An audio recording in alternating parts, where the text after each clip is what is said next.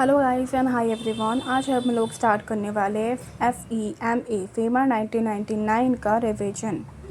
Okay guys, पहले हम देखते हैं फेमा में पहला हम देख रहे हैं कि foreign currency mean any currency other than Indian currency. Foreign currency का मतलब होता है कोई भी currency other than Indian currency. उसके बाद हम देखते हैं पर्सन रेसिडेंट इन इंडिया में। पहले हम देखेंगे पर्सन क्या होता है। पर्सन का मतलब होता है कोई भी इंडिविजुअल, कोई भी एचयूएफ, कोई भी कंपनी, कोई भी फर्म, कोई भी एओपी, बीयूआई, वेदर इनकॉर्पोरेटेड और a non artificial jurisdiction person और एजेंसी और ए ब्रांच ऑल्सो। उसके बाद पीआरओआई, पर्सन रेसिडेंट आउटसाइड इंडिया का मतलब कोई भी पर्सन जो कि पीआरआई ना हो। Mean a person who is not a PRI is a person resident outside India. उसके बाद हम देखेंगे कि पीआरआई क्या होता है, पर्सन रेसिडेंट इन इंडिया क्या होता है। पहला इंडिविजुअल, अगर कोई इंडिविजुअल है वो पर्सन रेसिडेंट इन इंडिया कब होगा। First point, a person resident in India for a more than 180 days during the course of the preceding financial year। इसका मतलब है कि अगर कोई इंडिविजुअल इंडिया में जिसका स्टे 182 डेज से ज़्यादा हो तो उसका हम बोलेंगे पर्सन रेसिडेंट इन इंडिया। उसके बाद है हमारा सेकंड पॉइंट। इससे कोई बच्चों को पेपर में जो है काफ़ी सारे क्वेश्चंस आ जाते हैं। आप एक्सपेक्ट कर सकते हो कि एग्ज़ाम में इस टॉपिक से आपका क्वेश्चन आ जाए, इस पॉइंट से बेसिकली। ये कह रहा है कि person who has gone out of India और स्टे आउट ऑफ इंडिया। अगर कोई पर्सन जो कि इंडिया के बाहर गया है या फिर इंडिया से बाहर रह रहा है, किस पर्पज़ के लिए, employment, business, uncertain period. That is अगर कोई पर्सन इंडिया से बाहर गया है ईबीयू के लिए, एम्प्लॉयमेंट, बिजनेस और अनसर्टेन पीरियड, तो वो आपका पीआरआई नहीं, वो आपका होगा पीआरओआई। उसके बाद है अगर कोई पर्सन इंडिया में आया है, person who has come to India और स्टे इन इंडिया किस पर्पज़ के लिए, अदर दैन फॉर ईबीयू, एम्प्लॉयमेंट, बिजनेस और अनसर्टेन पीरियड। अगर कोई पर्सन इंडिया में आया है अदर दैन द ईबीयू तो वो भी होगा आपका पीआरओआई। तो इन शॉर्ट हम कह सकते हैं कि अगर कोई बाहर का बंदा इंडिया में आया है एम्प्लॉयमेंट के लिए, बिजनेस के लिए, अनसर्टेन पीरियड के लिए, तो उसको हम बोलेंगे पर्सन रेसिडेंट इन इंडिया। उसके बाद चलते हैं, अगर किसी भी पर्सन का जन्म इंडिया में हुआ है तो वो पर्सन रेसिडेंट इन इंडिया है।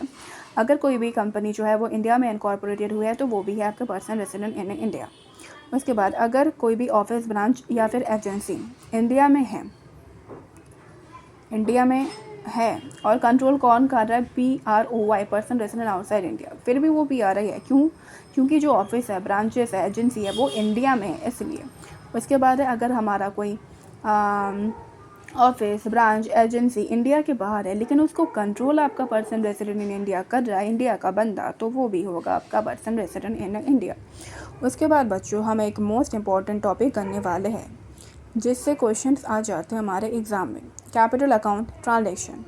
राइट, अब बात आती है कि कैपिटल अकाउंट ट्रांजैक्शन क्या होता है। देखो, अगर आपका पीआरओआई, पर्सन रेसिडेंट आउटसाइड इंडिया, उसकी जो एसेट और लाइबिलिटी इंडिया में है, अगर वो अल्टर हो रही है तो वो कैपिटल अकाउंट ट्रांजैक्शन है।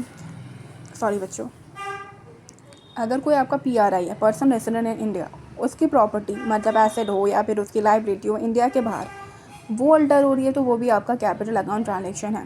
Right, means a transaction which alter the asset और a liability outside India of a PRI और in India of a PRI. उसके बाद हम देखते हैं control over capital account transaction. Capital account transaction में किसका कंट्रोल होगा। देखो, अगर डेप्ट इंस्ट्रूमेंट है तो उसको रेगुलेट करता है आरबीआई, अगर नॉन डेप्ट इंस्ट्रूमेंट है तो उसको रेगुलेट करता है आपका सेंट्रल गवर्नमेंट। उसके बाद capital account transaction that can not be prohibited. कौन से कैपिटल अकाउंट ट्रांजैक्शन है जो कि प्रोहिबिटेड नहीं है। पहला, amortisation of a loan. Amortisation of a loan का मतलब अगर कोई ऐसा बंदा है जिसने इंडिया से बाहर क्या लिया है, फॉरेन लोन लिया है, अब उसको उस चीज़ का रीपेमेंट करना है तो उसके लिए वो बैंक के पास गया तो बैंक उस चीज़ को मना नहीं कर सकती। क्यों? क्योंकि आपने बाहर से लोन लिया, आप उसके देने के लिए मना तो नहीं कर सकते। तो यह है आपका amortisation of a loan. Second step, asset acquire outside India one person was a PROI. मतलब ये कह रहा है कि अगर एक बंदा है जो कि पहले बाहर रहता था तो वो हो गया आपका पीआरओआई।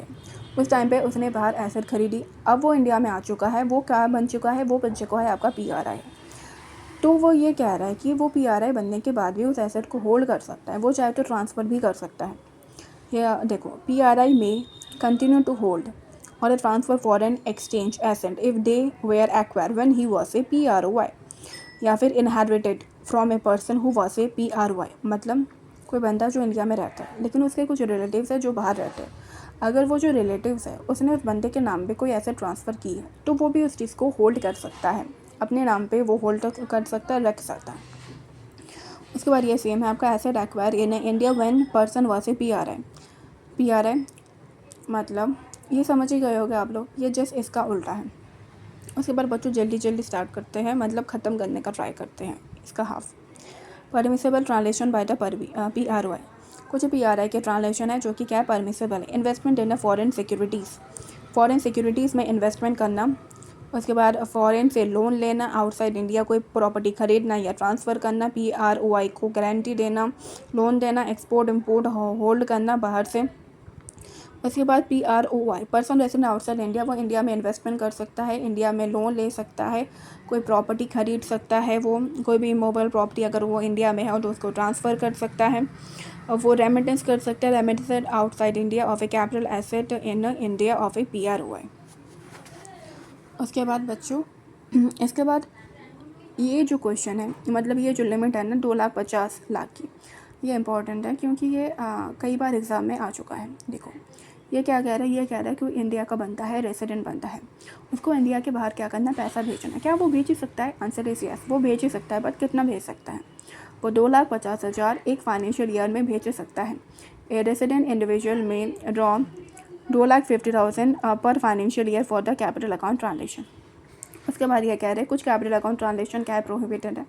मतलब PROI person resident outside India जो है वो इन्वेस्ट नहीं कर सकती। No PROI shall made investment in a nidhi company, chit fund, agriculture और a plantation activity, trading in a transferable development right और ए रियल एस्टेट बिजनेस या फिर construction of a farm house. Okay बच्चों, ये part हम इसे यहीं पे ख़त्म करते हैं। नेक्स्ट पार्ट के लिए आप सभी वेट करना।